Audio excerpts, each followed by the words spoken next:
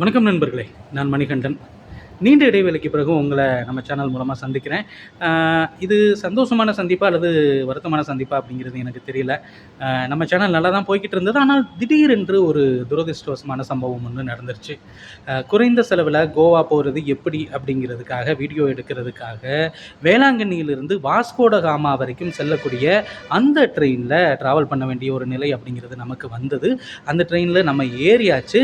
ஆனால் தும்கூர் போகும்போது என்ன ஆச்சு அப்படின்னா, நம்ம வீடியோ எடுக்கும்போது நம்முடைய கவனக்குறைவு அப்படின்னு கூட இதை எடுத்துக்கலாம்.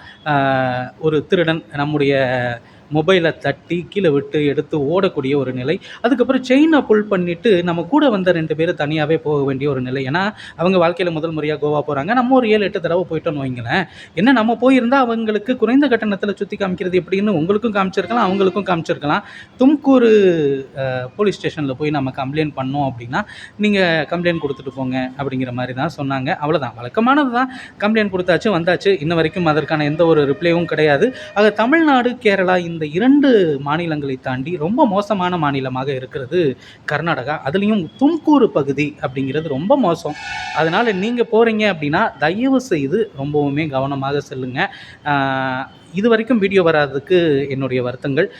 இனிமேல் அது வரும் அப்படிங்கிறத நான் உறுதியாக சொல்லிக்கிறேன். அதற்கான முயற்சிகள் அப்படிங்கிறது நிச்சயமாக இருக்கும். தொடர்ந்து உங்களுடைய ஆதரவு வேண்டும். நன்றி, வணக்கம்.